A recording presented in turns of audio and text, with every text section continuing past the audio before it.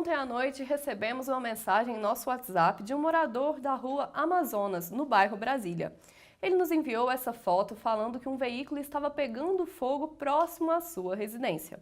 Segundo o Corpo de Bombeiros, tratava-se de um terreno que estava sendo utilizado como depósito de 8 veículos. Os militares conseguiram conter o foco antes que o incêndio se propagasse. Não houveram vítimas.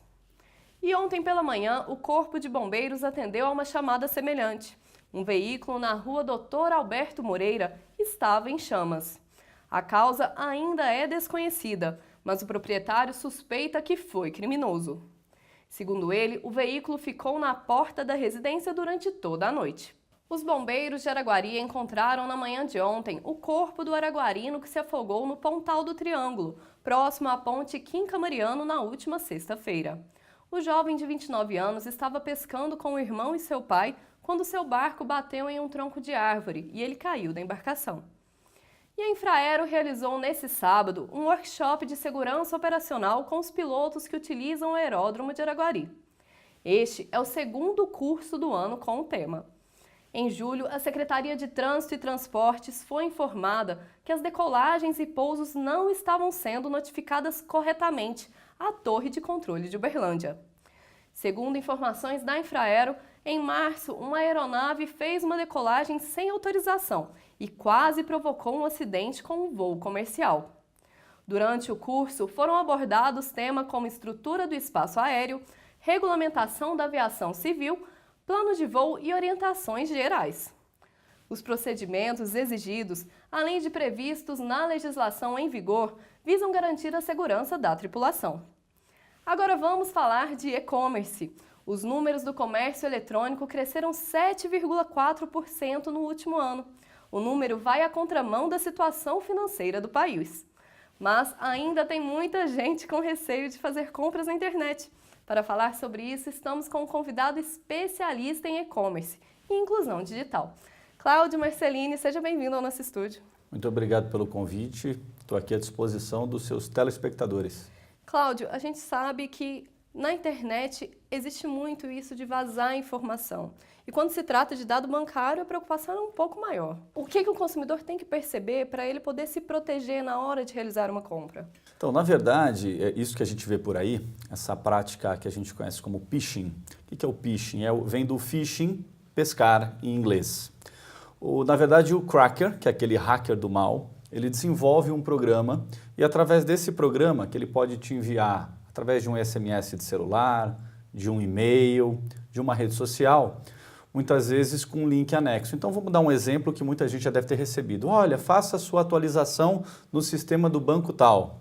Olha, veja, peguei o seu marido no flagra, olha as fotos em anexo. Esse tipo de e-mail que vai despertar naturalmente uma emoção naquele que está recebendo.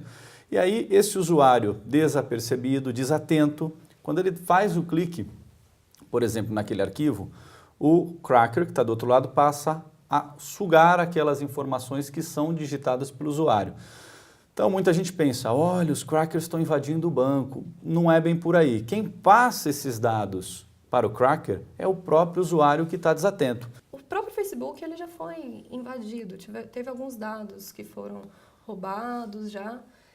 Existe algum tipo de criptografia que é realmente segura para se utilizar na internet?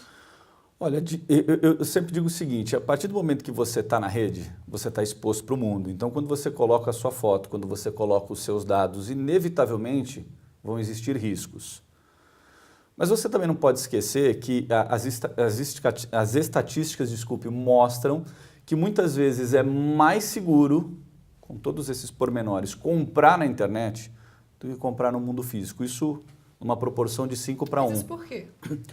Veja, porque no mundo físico a gente também enfrenta desafios. Você vai comprar um produto numa loja, você não sabe a procedência, você não sabe se tem nota fiscal, você não sabe se vai ter uma garantia depois. Então, baseado nesses dados, estatísticas ainda mostram que é 5 vezes mais seguro você comprar na internet do que no mundo físico. Agora, evidentemente, alguns cuidados têm que ser observados. Por mais que haja as criptografias, e ao meu ver elas são muito seguras, o usuário despreparado é que muitas vezes acaba passando as informações sigilosas para o cracker, não é a ferramenta necessariamente que foi invadida ou teve um bug na ferramenta. Isso é muito difícil, muito raro. E quando acontece, são mais voltados para sistemas de governo. Olha, invadiram a Casa Branca. Isso é um trunfo para o cracker. Roubar a senha de alguém que vai fazer uma compra na internet não faz muito sentido para esse cracker bem qualificado, digamos assim. Mas, de qualquer forma, alguns cuidados têm que ser observados. Por exemplo, tempo da loja, se tem um telefone fixo, se tem endereço, se o CNPJ bate. Semana passada, não sei se vocês acompanharam, uma cidade em Rio Grande do Sul pequenininha, Pedro Lucena, teve 1/3 dos seus empresários, microempresários da cidade, tiveram os dados roubados pela internet, e no Rio de Janeiro abriram empresas com aquele CNPJ e fizeram vendas na internet. Então, quando a polícia foi acionar, acabou acionando quem não tinha nada a ver. Isso também é muito comum na internet. A falta de segurança ela vai para o empresário e ela vai para o consumidor às vezes. Sem dúvida nenhuma. Na minha humilde opinião, eu acho que do mesmo modo que você tem o seu risco para comprar na internet, as ferramentas estão muito mais voltadas para proteger quem compra e não quem vende. Ao mesmo tempo que se gera um problema com a segurança, tem muita gente tentando criar soluções para isso. Exatamente. Eu acho que esse é o grande trunfo na internet. É você ter as ideias, desenvolver as oportunidades em cima dos problemas. Nós temos vários cases aqui no Brasil disso. Muito obrigada aqui, Cláudio, pela sua participação. A gente espera você em outras oportunidades aqui para estar falando sobre a internet e sobre empreendedorismo com a gente. Obrigado a todos vocês. O Notícias Agora se estendeu um pouco hoje, mas a gente fica por aqui. Tenha uma ótima semana e até quarta-feira. Notícias Agora. Oferecimento. Cabelo e Companhia. 3241-5311.